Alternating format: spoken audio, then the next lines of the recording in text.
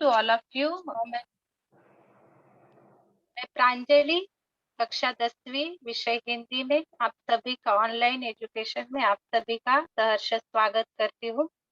आज का जो विषय है वह हिंदी और आज का जो घटक है वह भाषा अध्ययन से रिलेटेड है। वाक्य के भेद, इसका घटक का जो नाम है वह है वाक्य के भेद, जो व्याकरण से संबंधित है। कि जैसे विभाग, हमारे जो 5 विभाग है कुल, जब हम कृति पत्रिका सॉल्व करते हैं तो वहां पर चौथा जो विभाग रहता है वह रहता है वाक्य के भेद। और वाक्य के भेद के अंतर्गत हमें वहां पर 2 प्रश्न पूछे जाते हैं, जो कुल 2 अंक के लिए पूछे जाते हैं, जहां पर वाक्य के प्रकार के अंतर्गत वो होते हैं। एक रहता है रचना के आधार पर, इसमें हमें एक वाक्य दिया जाता है और वह वाक्य देने के बाद उस वाक्य का रचना के आधार पर हमें भेद पहचान कर लिखना रहता है। वह कुल 1 अंक के लिए पूछा जाता है। और दूसरा जो प्रश्न रहता है अर्थ के आधार पर रहता है, इसमें भी 2 वाक्य हमें दिए जाते हैं। इनमें से किसी एक जो वाक्य रहता है, एक वाक्य को अर्थ के आधार पर हमें दी गई सूचनाओं के अनुसार उसमें परिवर्तन करना रहता है और परिवर्तन करके उस वाक्य को हमें लिखना रहता है। अभी जो प्रश्न क्रमांक 10वां रहता है भाषा अध्ययन में, तो वाक्य के भेद जानने से पहले वाक्य हम किसे कहते हैं ये देखते हैं। हम हमेशा, जो मनुष्य प्राणी है वह हमेशा समाज में रहता है, वह एक सामाजिक प्राणी है, सोशल रहता है। वह समाज में हमेशा वह दूसरों से जुड़ा रहता है, दूसरों से वह बातचीत करता है और बातचीत करने के लिए हम हमेशा भाषा का प्रयोग करते हैं। ऐसा बिल्कुल नहीं है कि एक ही हिंदी ही भाषा है, अलग अलग प्रकार के लोग अलग अलग भाषाओं का प्रयोग करते हैं। और इसके लिए जब हम बोलते हैं तो बोलने के लिए हम ध्वनियाँ निकालते हैं और ये ध्वनियों को, जब शब्दों की रचना ध्वनियों के माध्यम से हम अलग-अलग प्रकार के वाक्य बनाते हैं और वाक्यों से हम हमारी विचार जो है, विचारों को हम प्रकट करते हैं।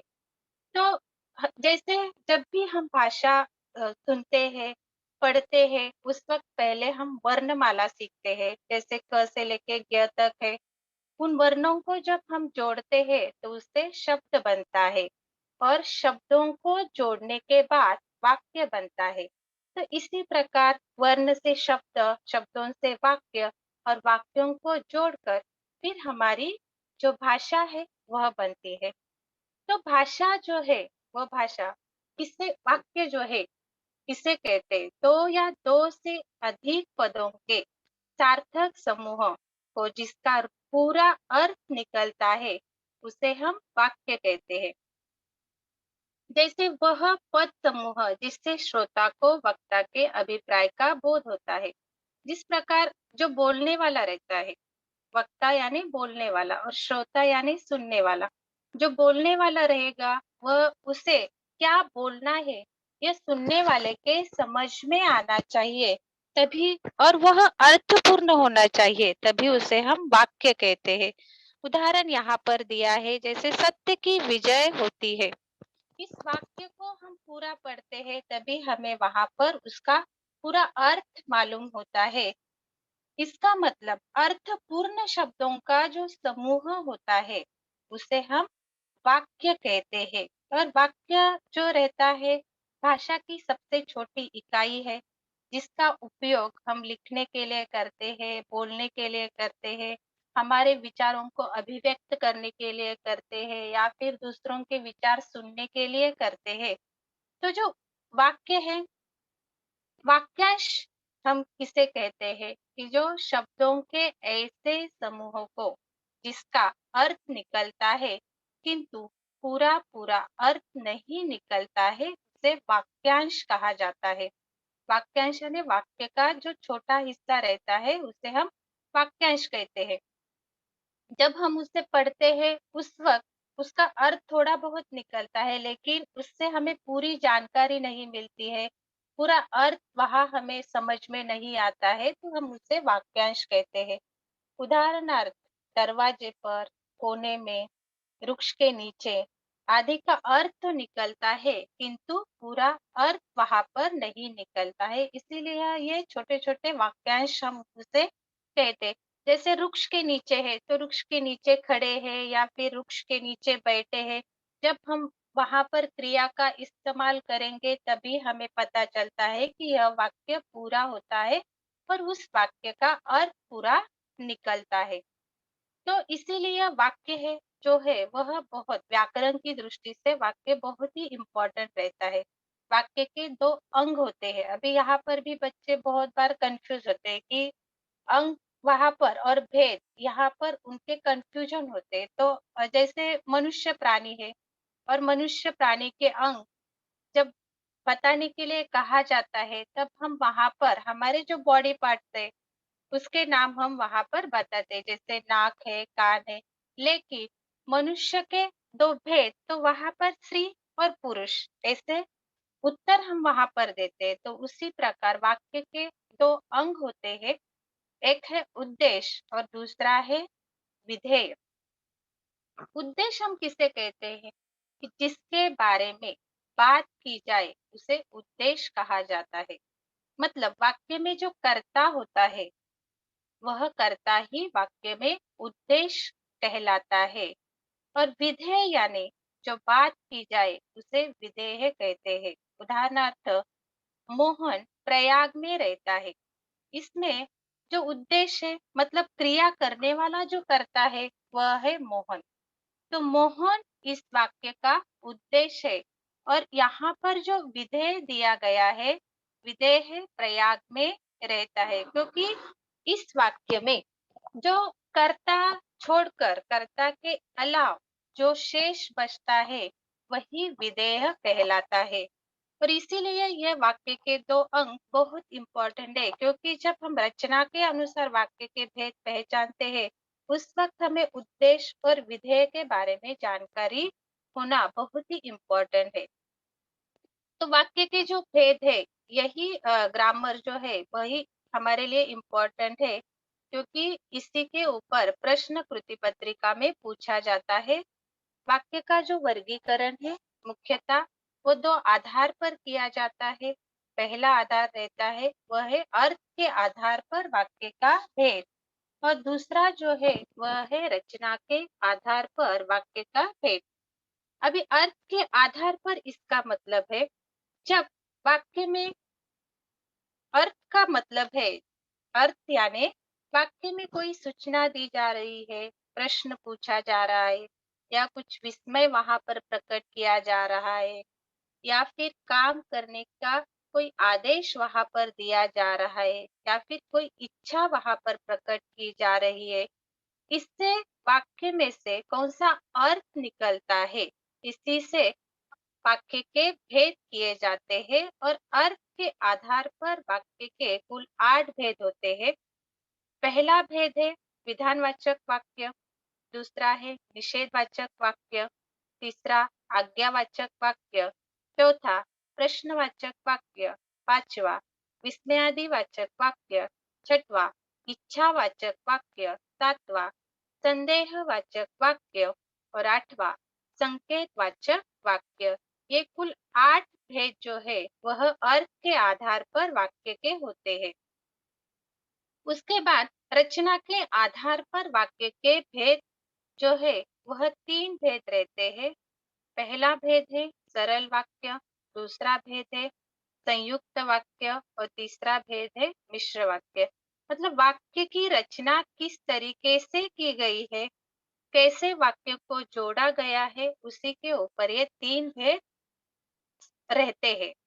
तो पहला जो अर्थ के आधार पर वाक्य के जो भेद है उसमें से पहला भेद है विधानवाचक वाक्य, उसके बारे में हम जानकारी लेंगे।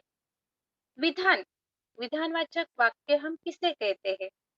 जिस वाक्य में क्रिया होने या करने की सूचना मिलती है या इस प्रकार का सामान्य कथन हो उसे हम विधानवाचक वाक्य कहते हैं। विधानवाचक जो वाक्य रहता है उस विधानवाचक वाक्य को हम सकारात्मक वाक्य भी कहते हैं, क्योंकि इन प्रकार के वाक्य में कही गई बात को जो का त्यों मान लिया जाता है। जैसे विधानवाचक जो वाक्य रहते हैं, सिंपल वाक्य रहते हैं, वहाँ पर हमें न, नहीं, मत आदि शब्दों का प्रयोग वहाँ पर नहीं किया जाता है। कोई तो सूचना वहाँ पर दी जाती है या फिर क्रिया करने की सूचना दी जाती है और वाक्य जो रहता है वो हमेशा पॉजिटिव रहता है, सकारात्मक वहाँ पर दिया जाता है। उदाहरण है, रमा ने नया मकान खरीदा। ये जो वाक्य है, इस वाक्य में कर्ता, कर्म और क्रिया, इसी से ये वाक्य बने जाते हैं। दूसरा वाक्य है, सीमा ने कविता याद कर ली है। थर्ड है, पक्षी घोंसले से उड़ चुके हैं। फोर्थ, विजया ने दौड़ में प्रथम स्थान प्राप्त किया। तो जो वाक्य है, ये चारों वाक्यों को आप ऑब्जर्व करोगे तो वहां पर नकारात्मक शब्द एक भी नहीं है। जैसे न, नहीं, मत आदि का प्रयोग यहाँ पर बिल्कुल नहीं किया गया है और कुछ करने की सूचना यहाँ पर दी है या फिर क्रिया होने की। जैसे रमा जो है उसने नया मकान खरीदा है, तो मकान खरीदने की क्रिया यहाँ पर हुई है। सीमा जो है उसने कविता याद कर ली है, तो कविता याद करने की जो क्रिया है, यह क्रिया इस वाक्य में घटी है और इसीलिए यह जो वाक्य है, सभी वाक्य विधानवाचक वाक्य है। दूसरा जो वाक्य का भेद है, वह है निषेधवाचक वाक्य या नकारात्मक वाक्य। जब हम कहीं पे घूमने के लिए जाते हैं और घूमने के लिए जब जाते हैं तो वहां पर एक बोर्ड लगा हुआ रहता है, जैसे निषेध, प्रवेश निषेध करके या फिर नो एंट्री का बोर्ड वहां पे रहता है। प्रवेश निषेध यानी उसका मतलब है, निषेध का मतलब रहता है नहीं। तो जैसे जिन वाक्यों से क्रिया ना होने या न किए जाने का भाव प्रकट होता है, तो उसे हम नकारात्मक वाक्य कहते हैं। तो इस वाक्य में न, नहीं, मत आदि शब्दों का हम प्रयोग करते हैं। इन शब्दों का इस्तेमाल निषेधवाचक वाक्य में किया जाता है। उदाहरण है, मैं नहीं दौड़ सकूंगा, तुम नौकरी नहीं कर सके, मैं पढ़ाई नहीं करता, किसी ने उसे यह बात नहीं बताई। पक्षी घोंसले से नहीं उड़े हैं, नदी में बाढ़ नहीं आई है। ये सभी वाक्यों को अगर आप ऑब्जर्व करते हो तो हर एक वाक्य में आपको नहीं शब्द का इस्तेमाल दिखाई देता है। जब वाक्य नेगेटिव रहता है, इसका मतलब वो नकारात्मक वाक्य है। तो नकारात्मक वाक्य को हम आसानी से पहचान सकते हैं। वहां पर वाक्य देखो, देखने के बाद अगर वहां पर आपको नहीं शब्द दिखाई देता है, मत शब्द दिखाई देता है, तो वाक्य इसका मतलब वह नकारात्मक वाक्य है। उसके बाद का जो है वह है प्रश्नवाचक वाक्य। तीसरा वाक्य का जो भेद है, यह बहुत सिंपल है, आसान है। प्रश्नवाचक जो वाक्य रहता है, जिन वाक्यों में प्रश्न पूछा जाता है तथा जिनमें कुछ उत्तर पाने की जिज्ञासा रहती है, उसे हम प्रश्नवाचक वाक्य कहते हैं।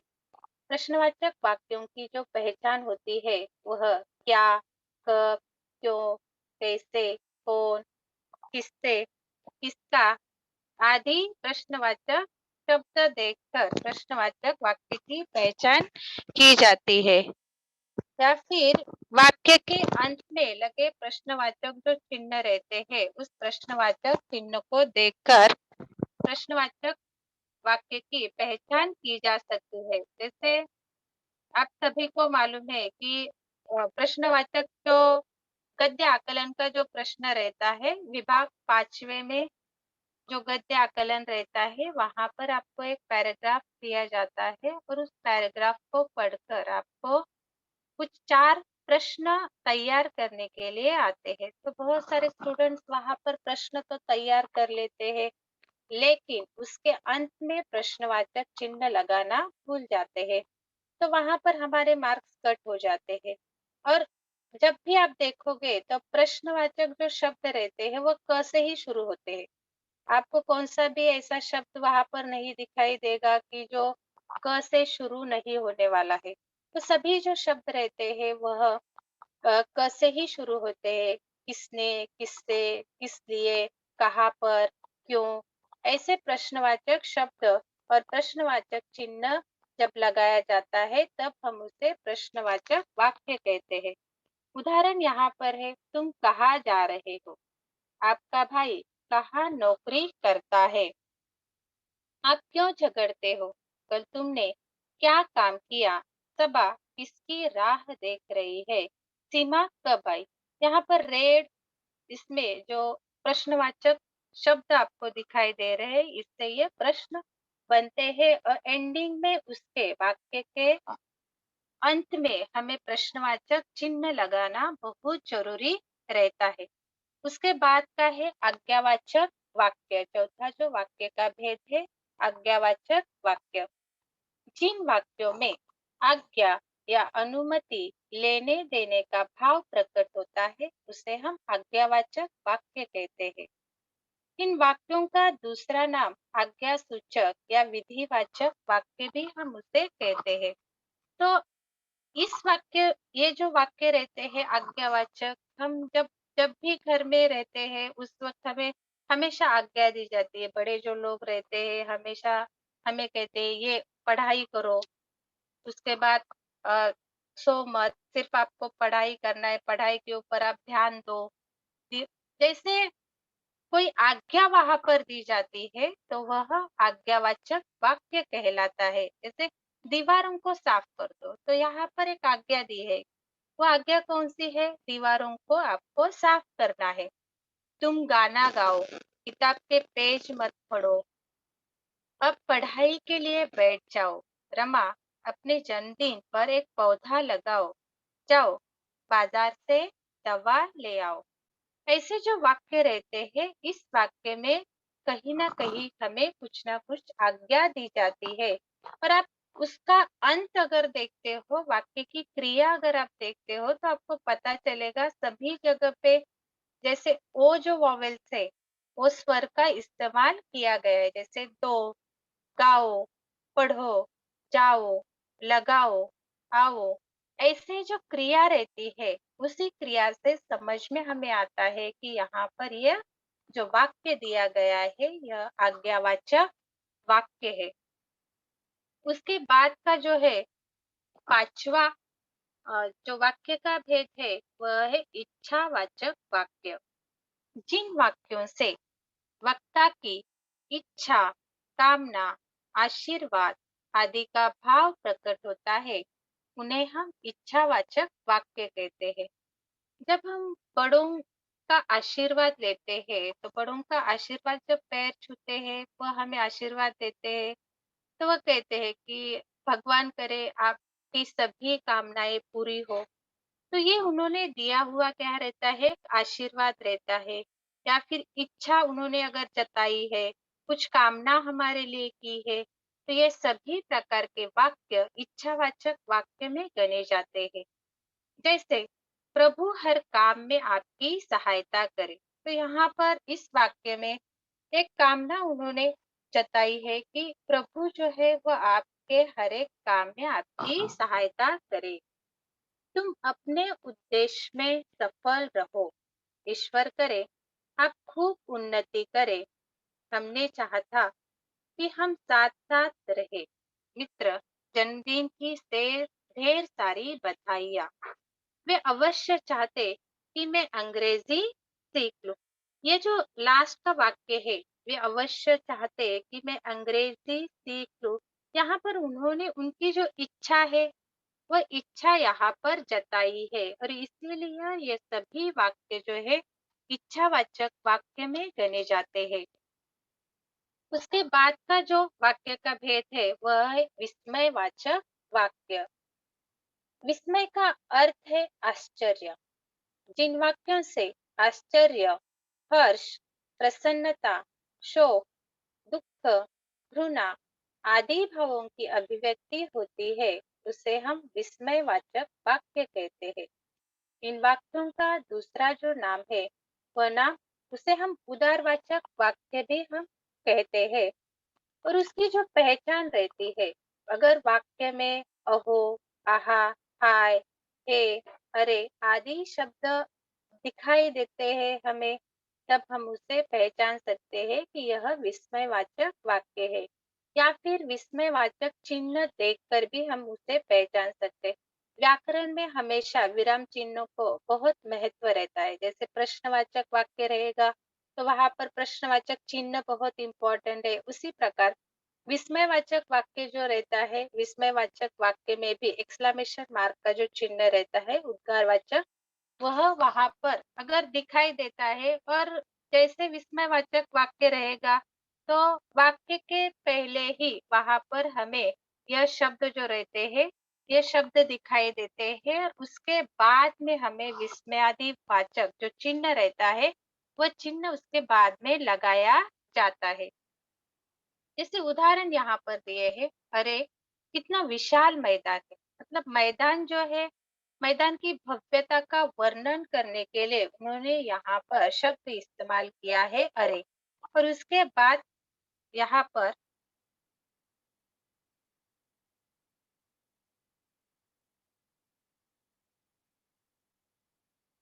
हेलो, हेलो, हेलो,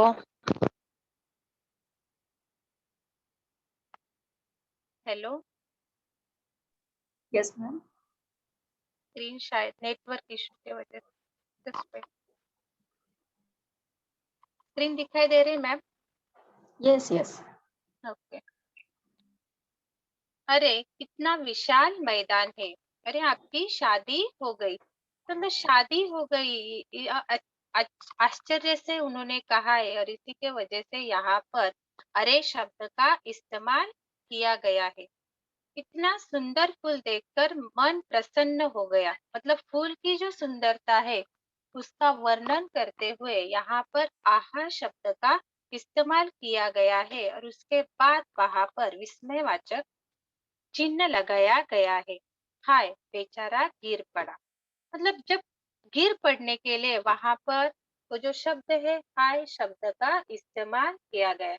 जब कोई चीज सुंदर लगती है, तब हम वहां पर आहा शब्द का इस्तेमाल करते हैं। तो विस्मयवाचक वाक्य पहचानते समय वहां पर हमें विस्मयवाचक जो शब्द है, वह शब्द और उसके बाद विस्मयवाचक चिन्ह अगर दिखाई देते हैं, तो हमें समझना है कि यह जो वाक्य है, वह विस्मयवाचक वाक्य है। उसके बाद का जो सातवां वाक्य का भेद है, वह है संदेहवाचक वाक्य। जिन वाक्यों की क्रिया पूर्ण होने में संदेह होता है, उन्हें संदेहवाचक वाक्य हम कहते हैं। संदेहवाचक वाक्यों की जो पहचान होती है, वाक्य के अंत में होगी, होगा, होगे ऐसे शब्द देखकर हम संदेहवाचक वाक्य को पहचान सकते हैं। या फिर उस वाक्य में शायद, संभवतः जैसे शब्दों को देखकर भी हम पहचान सकते हैं कि यह जो वाक्य है, यह संदेहवाचक वाक्य है। यहाँ पर जो मतलब जैसे अभी बारिश का मौसम है और आकाश में अगर बादल छा जाते हैं, तो हम कहते हैं शायद, मुझे लगता है आज बरसात होगी। मतलब ये संभावना वहां पर उन्होंने जताई है। यह कंफर्म हम बता नहीं सकते कि आज बारिश होने वाली है या नहीं होने वाली है। जब संदेह रहता है, तभी हम उसे संदेहवाचक वाक्य कहते हैं। शायद मोहन विद्यालय पहुंच गया होगा। दीपक पूछ गया होगा। संभवतः रमा विद्यालय से घर आ गई होगी। अब तक फसल कट चुकी होगी। हो सकता है परीक्षा टल जाए। मतलब हर जगह पे हमें यहाँ पर वाक्यों को आप अगर ऑब्जर्व करते हो, तो आपको पता चलेगा कि हर एक वाक्य में क्रिया पूर्ण होने के लिए वहां पर उन्होंने संदेह जताया है। और हर एक वाक्य आप देखोगे, तो हर एक वाक्य वहां पर भविष्य काल में दिया गया है। शायद होने वाली है, शायद पहुंच गया होगा, या फिर बुझ गया होगा, घर आ गई होगी, कट चुकी होगी, परीक्षा टल जाएंगे। ऐसे जो वाक्य रहते हैं, इन्हीं वाक्यों से हमें पता चलता है कि यह वाक्य कंफर्म नहीं है। यहाँ पे कहीं ना कहीं तो क्रिया पूर्ण होने में संदेह जताया गया है, तभी हम उसे पहचान सकते हैं कि वाक्य जो दिया गया है वह संदेहवाचक वाक्य है। और जो 8वां वाक्य का भेद रहता है वह है संकेतवाचक वाक्य। जिन वाक्यों में एक क्रिया का होना दूसरी क्रिया पर निर्भर करता है, उन्हें संकेतवाचक वाक्य कहते हैं। इन प्रकार के वाक्यों में काम पूरा होने के लिए शर्त लगी रहती है। संकेतवाचक वाक्य की अगर हमें पहचान करनी रहती है, तो उस वाक्य में हमें यदि, अगर जैसे शब्द देखकर भी हम उस वाक्य की पहचान कर सकते हैं। और यहाँ ऐसे वाक्य है, सभी वाक्यों के भेद में हमने देखा कि वहां पर आप सभी वाक्यों में आपको एक ही वाक्य दिखाई देता है, लेकिन संकेतवाचक वाक्य ऐसा भेद है कि जहां पर जो उदाहरण यहाँ पर दिए हैं, तो आपको दो अलग-अलग वाक्य यहाँ पर दिखाई देते हैं। जैसे अगर जल्दी आते तो टिकट मिल जाता। यहाँ पर अगर जल्दी आते एक वाक्य है और टिकट मिल जाता ये दूसरा वाक्य है। तो दो अलग-अलग वाक्य यहाँ पर दर्शाए जाते हैं। जब तुम चलोगे तो हम भी चलेंगे। जब तक शोर होगा नींद नहीं आएगी। अगर परिश्रम करोगे तो अवश्य सफल होते। यदि डॉक्टर समय पर आ जाते तो मरीज की जान बचती। मतलब इन्हीं सभी वाक्यों में एक क्रिया जो रहती है, एक क्रिया के ऊपर दूसरी क्रिया निर्भर रहती है। जैसे जल्दी अगर आप आते, ये क्रिया है, अगर जल्दी आते तो आपको टिकट मिल जाता। मतलब एक क्रिया के ऊपर दूसरी क्रिया यहाँ पर निर्भर रहती है और इसीलिए काम पूरा करने के लिए एक शर्त लगी रहती है और इसी से हम उसे पहचान सकते हैं। इसकी एक टैक्ट मतलब वहां पर आपको अगर दो अलग-अलग वाक्य दिखाई देते हैं, विराम बीच में दिखाई देती है।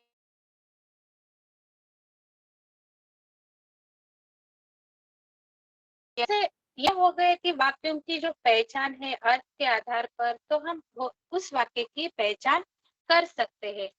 लेकिन अर्थ के आधार पर जो प्रश्न हमें कृति पत्रिका में पूछा जाता है, वह प्रश्न वाक्य के परिवर्तन के संदर्भ में रहता है कि वाक्य का परिवर्तन हम किस प्रकार कर सकते हैं अर्थ के आधार पर। तो जैसे विधानवाचक वाक्य अगर आपको दिया जाता है और उस वाक्य को आपको निषेधवाचक वाक्य में बदलना हो, तो उसमें क्रिया शब्द से पहले हम अगर नहीं जोड़ देते हैं, तो वह वाक्य जो है वह निषेधवाचक वाक्य में बदल जाता है। जैसे विधानवाचक वाक्य यहाँ पर दिया है, निर्मला ने खाना बनाया। तो निषेधवाचक वाक्य मतलब नकारात्मक वाक्य में यह परिवर्तित होगा, निर्मला ने खाना नहीं बनाया। तो जो बनाया क्रिया है उससे पहले हमने यहाँ पर नहीं शब्द को जोड़ा है। उसके बाद है जैसे विधानवाचक वाक्य है और उस वाक्य को प्रश्नवाचक वाक्य में हमें बदलना है। तो प्रश्नवाचक वाक्य में बदलते समय हम वहां पर अगर क्या, कहाँ, कब, कैसे, किसको, किसकी आदि प्रश्नवाचक शब्दों को जोड़ देते हैं, तो वह वाक्य प्रश्नार्थक वाक्य या प्रश्नवाचक वाक्य में बदल जाता है। उसके अंत में प्रश्नवाचक चिन्ह लगाना बहुत जरूरी है। जैसे यहाँ पर विधान दिया है, रसोइये ने खाना बना लिया है। तो प्रश्नवाचक वाक्य बन जाएगा, क्या रसोइये ने खाना बना लिया है, और अंत में आएगा प्रश्नवाचक चिन्ह। उसके बाद में अगर विधानवाचक वाक्य को आज्ञावाचक वाक्य में हमें बदलना है, तो उस वाक्य को आदेशात्मक या आज्ञार्थक रूप में लिखना चाहिए। तो जाता है के स्थान पर अगर जाए या जाओ तथा जा रहे हैं के स्थान पर जाए या करे अगर हम लिख देते हैं, तो वाक्य आज्ञावाचक वाक्य में परिवर्तित हो जाता है। जैसे विधानवाचक वाक्य यहाँ पर दिया है, दिवाकर विद्यालय जाता है। तो आज्ञावाचक वाक्य में बनेगा ये, दिवाकर विद्यालय जाए या फिर दिवाकर विद्यालय जाओ। छात्र अपना अपना काम करते हैं। तो इस वाक्य का आज्ञावाचक वाक्य बनेगा, छात्र अपना अपना काम करे। अगर वाक्य विधानवाचक वाक्य है और उसको हमें विस्मयवाचक वाक्य में परिवर्तित करना है, तो वाक्य के आरंभ में अगर हम विस्मय बोधक शब्द जोड़ते हैं, तो वाक्य विस्मय बोधक में परिवर्तित होता है। जैसे शिखा स्कूल गई, तो विस्मयवाचक वाक्य यहाँ पर बनेगा, अरे वाह, शिखा स्कूल गई। और विस्मय बोधक जो शब्द रहते हैं, अरे वाह, वो ऐसे शब्द और विस्मयवाचक चिन्ह बहुत जरूरी यहाँ पर रहता है। उसके बाद का जो है विधानवाचक वाक्य है और उसको इच्छावाचक वाक्य में आपको अगर बदलना है, तो क्रिया में चाहिए ये शब्द को आप जोड़ दो, या फिर उसे अपनी इच्छा या कामना अनुसार पूरा हमें बदलना पड़ता है। जैसे विधानवाचक वाक्य यहाँ पर दिया है, वह जाता है, तो इच्छावाचक वाक्य में जब परिवर्तित होगा, तो वाक्य बनेगा उसे जाना चाहिए। मतलब अंत में हमने यहाँ पर चाहिए शब्द को जोड़ दिया है। मुझे खजुराहो के मंदिर देखने की इच्छा है, काश मैं खजुराहो के मंदिर देख पाता। तो पहले यहाँ पर हमने काश शब्द का इस्तेमाल करने के बाद वाक्य जो है वह इच्छावाचक वाक्य में परिवर्तित हो जाता है। अगर विधानवाचक वाक्य है और उसे संदेहवाचक वाक्य में हमें बदलना रहेगा, तो आरंभ में अगर हम शायद, संभवतः या हो सकता है ऐसे शब्दों को जोड़ देते हैं, तो वाक्य जो है वह संदेहवाचक वाक्य में परिवर्तित होता है। विधान यहाँ पर दिया है, मुख्यमंत्री जी कल नेपाल जाएंगे। तो संदेहवाचक वाक्य में अगर पहले वाक्य के पहले हमने यह शायद शब्द को यहाँ पर जोड़ा है, शायद मुख्यमंत्री जी कल नेपाल जाएंगे, मतलब यहाँ पर संभावना जो है वह व्यक्त की गई है। किसी विधानवाचक वाक्य को अगर हमें संकेतवाचक वाक्य में बदलना रहेगा, तो वाक्य में जिसके कहने पर कोई कार्य हो रहा है, वह उसे हमें ऐसे लिखना चाहिए कि यदि वह कहता, यदि वह कहे, या फिर यदि वह कहेगा। तो जैसे माता जी के कहने पर नौकरानी काम करेगी, तो वाक्य संकेतवाचक वाक्य में इस तरीके से परिवर्तित होगा, यदि माताजी कहेगी तो नौकरानी काम करेगी। मतलब यहाँ पर यदि ऐसे शब्दों का अगर इस्तेमाल करते हैं, तो वाक्य संकेतवाचक वाक्य में परिवर्तित होता है। यह जो 8 भेद है, वह 8 भेद हमने देखे, अर्थ के आधार पर यह वाक्य के 8 भेद है। अभी जो रचना, वाक्य की रचना किस तरीके से की गई है, इसके आधार पर आप रचना शब्द देखोगे तो वो 3 वर्णों का शब्द है, र, च और ना। तो इसी से उसी से आप याद रख सकते हो कि यहाँ पर भी 3 ही उसके भेद है। एक है सरल वाक्य, दूसरा है संयुक्त वाक्य और तीसरा है मिश्रित वाक्य। तो देखते हैं सरल वाक्य हम किसे कहते हैं। इन वाक्यों में केवल एक ही क्रिया होती है और जो मुख्य होती है, इन्हें हम साधारण वाक्य भी कहते हैं। क्रियापद वहां पर हमें एक से अधिक भी दिखाई देते हैं। मुख्य क्रिया के अतिरिक्त वहां पर अन्य पद जो रहते हैं वह सहायक बन जाते हैं, और इसीलिए हम उन्हें सहायक क्रिया कहते हैं। क्योंकि आपको व्याकरण के अंतर्गत सहायक क्रिया भी है। तो जब वाक्यों को हम पढ़ते हैं, पढ़ने के बाद वाक्य में एक से अधिक क्रिया दिखाई देती है, लेकिन जो क्रिया वहां पर रहती है, वह क्रिया एक तो मुख्य क्रिया रहती है या फिर एक तो सहायक क्रिया वहां पर दिखाई देती है। ऐसे जो वाक्य रहते हैं, ऐसे वाक्यों में मुख्य क्रिया की जो पहचान रहती है, वह मुख्य क्रियाओं की पहचान करना आवश्यक रहता है। तभी हम उस वाक्य को पहचान सकते हैं कि यह जो वाक्य है यह सरल वाक्य है। और जब मुख्य क्रिया की यह पहचान रहती है कि उससे हमारा जो वाक्य रहता है वो वाक्य क्या हो जाता है, समाप्त होता है, तथा वाक्य को अर्थ पूर्ण वाक्य जब हम पढ़ते हैं, तब हम उस वाक्य का जो अर्थ है, उस अर्थ को पूर्णता वहां पर मिलती है। सरल जो वाक्य रहते हैं, सरल वाक्यों के कुछ उदाहरण यहाँ पर दिए गए हैं। जैसे बच्चे खेल रहे हैं। यहाँ पर बच्चे और बच्चे जो है वह करता है और जो क्रिया है वो खेलने की क्रिया यहाँ पर दर्शाई गई है। तो एक ही क्रिया यहाँ पर है और इसी के वजह से यह सरल वाक्य है। वह खाना खा रहा था। अभी यहाँ पर खाना खा रहा था अलग अलग क्रिया है। अगर जब हम देखते हैं और हमें लगता है कि देखो कितनी क्रिया यहाँ पर दी है, लेकिन एक ही क्रिया है। खाना खाने की जो क्रिया है, एक ही क्रिया इस वाक्य में है। तो इसी के वजह से यह जो वाक्य है वह वाक्य सरल वाक्य है। उस समय बरसात आ रही थी। मेहनत करने वाले हमेशा सफल होते हैं। कभी-कभी ऐसा हो जाता है कि वाक्य को जब पढ़ते हैं और पढ़ने के बाद वाक्य ऐसा बहुत लंबा-चौड़ा वाक्य हमें दिखाई देता है, तो ऐसे लगता है कि वाक्य जो है वह बहुत बड़ा है और वाक्य कहीं न कहीं तो ये संयुक्त या मिश्र वाक्य रहेगा।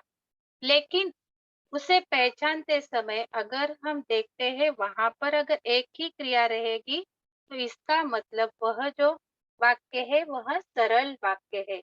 वह बाजार जाकर केले लाया। यह कुछ उदाहरण जो है वह सरल वाक्य के हैं। उसके बाद का जो वाक्य का भेद है रचना के आधार पर वह है संयुक्त वाक्य। इन वाक्यों में दो उपवाक्य रहते हैं जो कि किसी समुच्चय बोधक शब्द या फिर योजक शब्द से जुड़े हुए रहते हैं। अगर समुच्चय बोधक शब्दों को हम हटा देते हैं तो जो वाक्य वहां पर रहते हैं वह वाक्य वहां पर स्वतंत्र बन जाते हैं और यह दोनों उपवाक्य एक समुच्चय बोधक शब्द से जुड़े हुए रहते हैं और इसीलिए उन्हें हम संयुक्त वाक्य कहते हैं। अगर वाक्य में हमें संयुक्त वाक्य पहचानना रहेगा तो कुछ समुच्चय बोधक अव्यय रहते हैं कि जिनके सहारे हम वाक्य जो है वह संयुक्त वाक्य है इसे हम इजीली पहचान सकते हैं। जैसे वाक्य में अगर आपको और, तथा, किंतु, परंतु, इसलिए, अतः, या, नहीं तो, अन्यथा, वरना ऐसे अगर शब्द आपको दिखाई दिए जाते हैं तो वह जो वाक्य है वह संयुक्त वाक्य कहलाता है। जैसे यहाँ पर कुछ उदाहरण है। मोहन बीमार है इसलिए वह स्कूल नहीं आएगा। दो वाक्य अलग-अलग वाक्यों को यहाँ पर इसलिए शब्द से जोड़ा गया है। मोहन बीमार है, यह एक वाक्य हो गया। वह स्कूल नहीं आएगा, यह दूसरा वाक्य हो गया। इन दोनों वाक्यों को जोड़ने का काम इसलिए यह समुच्चय बोधक शब्द से किया गया है और दोनों वाक्य जो रहते हैं, दोनों वाक्य यहाँ पर इक्वल रहते हैं, मतलब दोनों वाक्य महत्वपूर्ण रहते हैं। बीमार है इसीलिए वह स्कूल नहीं, मतलब बीमारी का जो स्कूल नहीं जाने का जो रीज़न है वह मोहन बीमार है, यह कारण यहाँ पर उन्होंने जताया है। वह घर आया और उसके पहुँचते ही बारिश होने लगी। यहाँ पर और समुच्चय बोधक शब्द का इस्तेमाल किया गया है। अभी बात मान जाओ वरना बाद में पछताना पड़ेगा। रात हुई और तारे निकल आए। तो इस वाक्य में रात हुई एक वाक्य है, तारे निकल आए दूसरा वाक्य है और उसको और समुच्चय बोधक शब्द से जोड़ा गया है। तीसरा जो वाक्य का भेद है वह है मिश्र वाक्य। मिश्र वाक्यों में दो उपवाक्य होते हैं। इन दोनों उपवाक्यों में एक दूसरे पर वह उपवाक्य हमेशा आधारित रहते हैं। मतलब दोनों स्वतंत्र वाक्य हम उसे नहीं बना सकते। जैसे हमने संयुक्त वाक्य में देखा कि संयुक्त वाक्य में हम दो अलग-अलग वाक्य बना सकते हैं, लेकिन मिश्र वाक्य में हम उसे अलग नहीं कर सकते। एक वाक्य जो रहता है वह प्रधान रहता है और दूसरा जो वाक्य रहता है वह वाक्य यहाँ पर गौण वाक्य होता है। जो मिश्र वाक्य है, मिश्र वाक्य की पहचान करना इजी रहता है। अग, अगर वाक्य में आप कि, जो, वह, जिसे, उसे, ऐसा, जो, वही, जिसे, यदि, तो ये जो योजक शब्द अगर आपको वहां पर दिखाई देते हैं, सिंपल वे में अगर बताया जाए तो आपको अगर राइमिंग टाइप शब्द अगर दिखाई दिया जाता है जैसे, वैसे, जहाँ, वहाँ और की वाला जो शब्द रहता है मतलब जिसमें हमें की शब्द दिखाई देता है जैसे कि, ताकि, ताकि में भी की आता है, जैसा कि में भी की आता है, क्योंकि ऐसे शब्द अगर वाक्य में आपको दिखाई देते हैं और 2 अलग-अलग वाक्य तो इसका मतलब वह वाक्य जो है वह मिश्र वाक्य कहलाता है। इसके कुछ उदाहरण यहाँ पर है। मोहन ने बताया कि वह स्कूल नहीं आएगा। मतलब मोहन ने बताया और वह स्कूल नहीं आएगा। ये 2 वाक्यों को यहाँ पर की योजक शब्द से जोड़ा गया है। यदि बारिश आई तो वह घर नहीं पहुँच पाएगा। यदि और तो ये योजक शब्दों से इस वाक्य को जोड़ा गया है। जैसे ही मैंने किताब खोली, वैसे ही माँ ने मुझे खाने के लिए बुला लिया। जैसे और वैसे, ये जो योजक शब्द है मतलब राइमिंग की तरह इन शब्दों का इस्तेमाल यहाँ पर किया जाता है। जो मैं कहूँ वही करना। सीमा स्कूल नहीं गई क्योंकि उसकी तबीयत खराब थी। इन सभी वाक्यों को आप देखोगे तो जैसे ज भी रहता है, जैसे जो और की का भी इस्तेमाल उन वाक्यों में किया जाता है, तब हमें उसे मिश्र वाक्य पहचान उन वाक्यों को हम मिश्र वाक्य कहते हैं। अभी जो प्रश्न हमें कृति पत्रिका में पूछा जाता है, वह प्रश्न प्रश्न क्रमांक भाषा अध्ययन का विभाग क्रमांक जो 4 रहता है, विभाग क्रमांक 4 में प्रश्न क्रमांक 10वां रहता है और 2 अंक के लिए वो दिया जाता है। तो प्रश्नों का स्वरूप जो रहता है, वो इस तरीके से रहता है। कोष्ठक की सूचना के अनुसार निम्न वाक्यों में अर्थ के आधार पर परिवर्तन कीजिए। मतलब वाक्य आपको एक दिया जाता है और वाक्य के बाद में एक कोष्ठक दिया जाता है और कोष्ठक में एक अर्थ के आधार पर कौन सा भी एक वाक्य का भेद दिया जाता है तो उसके हिसाब से हमें वाक्य में परिवर्तन करना रहता है। मानो इतना ही बोल सके और उसे हमें परिवर्तित करना है प्रश्नवाचक वाक्य में। तो उत्तर आएगा क्या मानो इतना ही बोल सकी और अंत में हमें प्रश्नवाचक चिन्ह देना है। दूसरा वाक्य है मैं आज रात का खाना नहीं खाऊंगा और उसे विधानवाचक वाक्य में हमें बदलना है। तो ये वाक्य नकारात्मक वाक्य है क्योंकि नहीं शब्द का यहाँ पर इस्तेमाल किया है। तो वाक्य बनेगा नहीं शब्दों को अगर हटा देते हैं तो वाक्य विधानवाचक वाक्य बनता है। मैं आज रात का खाना खाऊंगा। तुम्हें अपना ख्याल रखना चाहिए। आज्ञावाचक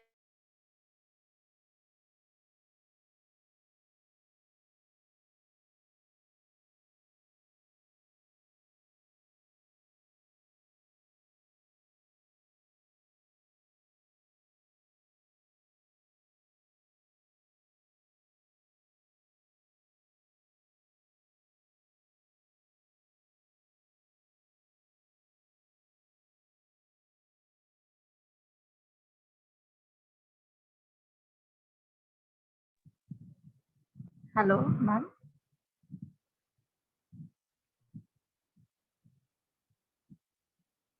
Hello, Pranjal ma'am.